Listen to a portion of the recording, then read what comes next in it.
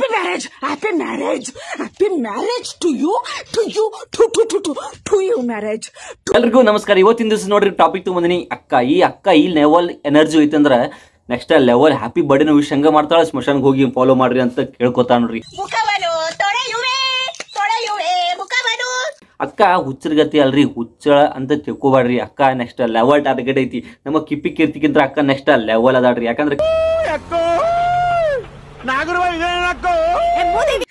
ಹೆಂಗ್ ಬಿಡಕ್ಕಾಗುತ್ತೆ?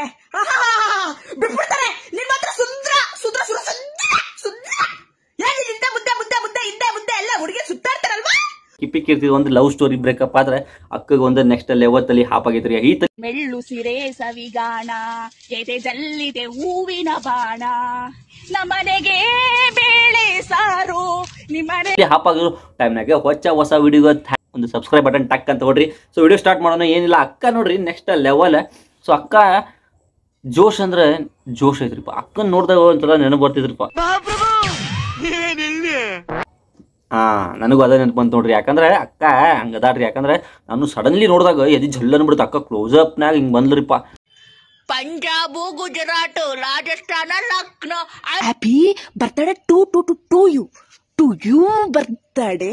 ಮಕ್ಕ ತಗೊಂಡು ಇದೇ ನಾವು ಮಾರ ಕ್ಲೋಸಕ್ ನಮ್ಮ ಈ ಪರಿ ಬಂದಾರ ಅಕ್ಕ. ಏನು ಒಳಗೆ ಹೋಗಿ ಚೆಕ್ ಮಾಡ್ಕೊಂಡು ಆಲ್ರೆಡಿ 200K ಅಕ್ಕ ಅಂದ್ರೆ ಮಶಾನ್ದಾಗ ವಿಡಿಯೋ ಮಾಡ್ರು ಒಂದೆಲ್ಲ ಫಾಲೋ ಮಾಡ್ರಿ ಅಂತ ತಲೆ ಹಾಪಾಗಿ ಅಕ್ಕ ರಿಕ್ವೆಸ್ಟ್ ಮಾಡಿ ಹಿಂಗೆ ಮಾಡೋ ಒಂದು 200K ಮಾಡ್ಕೊಂಬಿಟ್ಟಾಳ ಅಕ್ಕ. ಈ ಇನ್ಸ್ಟಾಗ್ರಾಮ್ದ ಫಾಲೋವರ್ಸ್ ಈ ಪರಿನೂ ಕೇಳ್ಕೊತಾರಂತ ನಂಗೆ ಗೊತ್ತಿದ್ದಿಲ್ಲ.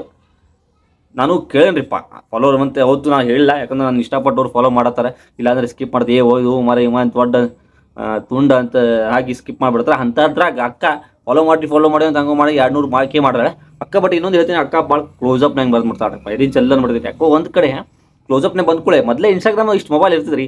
ಇಷ್ಟು ಕ್ಲೋಸಪ್ನಾಗ ದಡ್ಡ ಅಂತ ಮೈ ಮೇಲೆ ಬಂದಂದ್ರೆ ಹೆಂಗೆ ಆಕೈತಲ್ಲ ಹೆದರಿಕೆ ಅನ್ಸ್ಬಿಡ್ತೈತಿ. ಅಂಥದ್ರಾಗ ಹಂಗೆ ಮಾಡ್ಕೊಂಡು ಕಿಪ್ಪಿ ಕೀರ್ತಿದಂದ್ರೆ ಸೈಲೆಂಟ್ ಆಗಿ ಬ್ರೇಕಪ್ ಆಗಿಬಿಡುತ್ತೆ. ಆಕಿನ ಬಿಟ್ಬಿಟ್ರಿ. ಕಿಪ್ಪಿ ಕೀರ್ತಿ ಅಕ್ಕನ ಸೈಡ್ ಬಿಟ್ಬಿಟ್ರಿ ಸಾಕು. ಅವ್ರನ್ನ ಒಂದು ದಂಡಿಗೆ ಹಚ್ಚಿಬಿಟ್ರಿ. ಅವನ್ನ ಉಪಯೋಗಿಲ್ಲ. ಸೊ ನೆಕ್ಸ್ಟ್ ಲೆವೆಲ್ ಎಂಟರ್ಟೈನ್ಮೆಂಟ್ ಕೊಡಕ್ಕೆ ಬರ್ತಾಳೆ ಮಕ್ಕ.